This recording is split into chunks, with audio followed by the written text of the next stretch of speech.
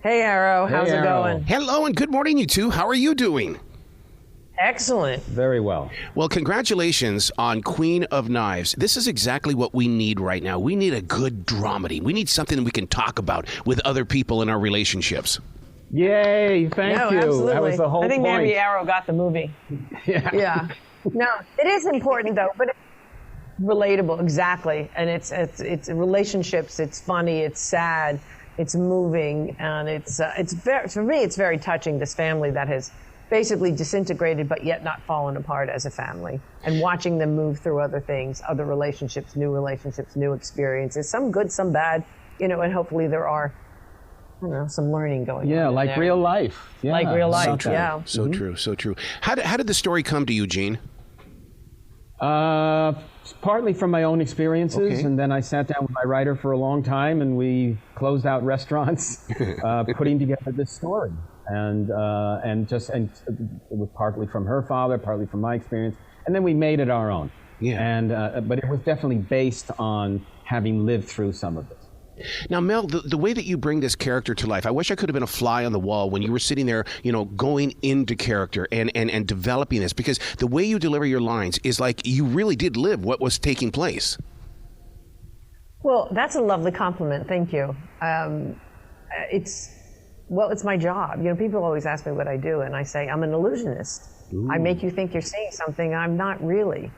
And for me to have the words that Lindsay wrote and all of the wonderful troupe of actors around me, with me, it makes it rewarding, fascinating, and easy. Yeah. Gene, would you say that the dinner is one of the background characters of it? Because if that dinner did not take place, this movie would go a completely different direction. You are shocking the heck out of me, because you know the structure of the movie. That scene, the dinner scene, was the first thing we wrote. Wow. And when I saw that, I immediately got in touch with Lindsay and said, "You're brilliant. This is exactly it." And then we had to then work on how do we get to that dinner, and how do we get from the dinner to the end? And that's how it went. Yeah, wow. Dinner scenes are the specialty of this family. Right? Yeah. Really? Yeah. Well, I think the thing that I got out of it was, it'd be fun to, to have a dinner like that, and because we don't do that anymore. We're sitting in front of the TV anymore, or we're eating at a fast food restaurant, and it was just such a relatable. I agree. It's very relatable. It's definitely dialogue that's picked up, and Roxy absolutely got into the character that they normally play at our dinner table. So that was pretty natural right there. It's also there are a lot of revelations in that dinner scene that are surprising, and everyone has to, when you're at dinner and you're with other people that you may or may not know, sometimes you can't react in the natural way in which you would. Yeah. When your ex walks in unexpectedly with his young friend.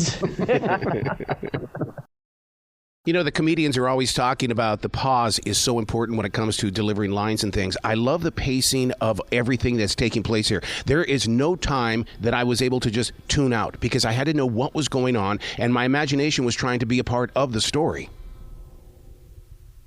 I'm flabbergasted. This is great. No, that's super. No, I do think you have right. to pay attention. You have to pay attention to who's with who, and when they are, and where they're going, and what's happening, and what's saying, and where they used to be with certain characters in the show, in the family. And I think that what I've noticed is happening is that many more people than normal have come to me afterward and said, "I can't wait to see this movie again, and I'm going to bring some friends." Which is like, manna to me, Great. That's so me, because what I'll see a movie 2 and 3 times, because I always believe that the directors and even the actors are planting Easter eggs in there, and I want to see what I missed. True, and you see it with another perspective, because different things are catching your eye, and you have a little history in when you're watching it. Yeah. For the two of you, what did you learn from doing this? I mean, I realize, Gene, that you lived this, but I mean, like that movie, if you're going to live it again, you're going to learn something from it. Hopefully. It's about time, right? You know what it is? I'd have to say that when you're making a movie, I think that what it is the task of making the movie is what teaches you something. And in this case, it teaches you first of all, it's great. It makes you younger. It's enormously hard work, of course, and everybody, was putting in very long hours. But at the same time, I've never seen such wonderful camaraderie in making this movie. Everybody was so wonderful and worked hard to the maximum they could.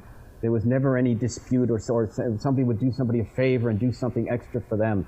And this was the whole crew, and as well as the cast. And you learn how much joy and how much cooperation there is in the world, really, if given the opportunity. And it's a wonderful group that was put together by Gene. I'll give you credit there for that. Oh, thanks. You're welcome. Yeah, I appreciate that. Yeah. And but it was one of those projects where you just really wanted to go to work. Wow. You guys have got to come back to the show anytime in the future. The door is always going to be open for you. Super. We're game. Definitely. What time tomorrow? All right, let's do it. You guys be brilliant today, okay? You bet. Okay, Thanks, thank you so Harold. much. Appreciate it.